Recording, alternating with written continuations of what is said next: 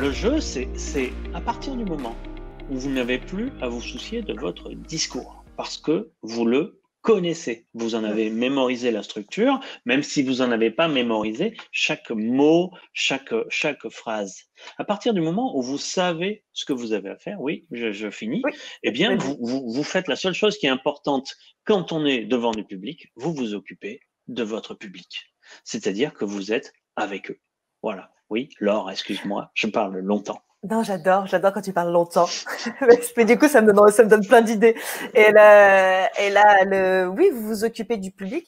En fait, il y a plusieurs choses qui sont venues pendant que tu parlais. Déjà, typiquement, on a une technique en théâtre qui consiste à dire le texte de manière très droite, très linéaire, comme ça, au départ. C'est aussi ce qu'on fait quand on enregistre des voix, quand on travaille en radio. On retire les virgules, les points, les ponctuations et on balance le texte. Blablabla, blablabla, blablabla, blablabla, blablabla, blablabla, blablabla. On dit un peu le mettre en bouche, le mettre en arrière-plan. Parfois même, on va dire, jusqu'à se débarrasser du texte. Et l'idée, en fait, c'est que quand même, il y a un endroit où vous avez réfléchi à ce que vous avez envie de dire et ce en quoi c'était important pour vous.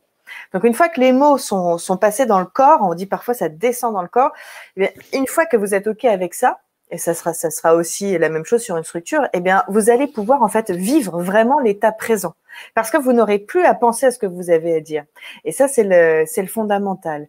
Et de ce fait, lorsque vous serez face à un public qui réagira, ce sera non pas un bonsaï dans le pied, mais ce sera plutôt en fait quelque chose qui va venir nourrir votre récit et votre discours, parce que à un moment donné, vous êtes tellement en lien avec ce que vous êtes en train de raconter que toute intervention extérieure devient en fait quelque chose qui va augmenter le propos.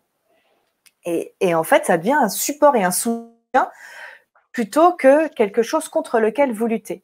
Et moi, très souvent, il y a des moments où on parle d'écoute en théâtre, mais aussi en fait en formation, où là, quand on fait un café synapse, par exemple, il y a des moments où on a peu de temps pour le préparer, on a d'autres choses. Et l'une des premières choses que je me dis, c'est j'ai de la chance parce que j'aurai un collègue, avec Loïc qui est en régie.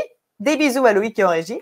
Il y aura Jean-Charles qui sera avec moi. Et puis vous serez là. Et nous, parfois, on se dit, ah, mais si on n'arrive pas à faire en live, comment on fait? Est-ce qu'on enregistre?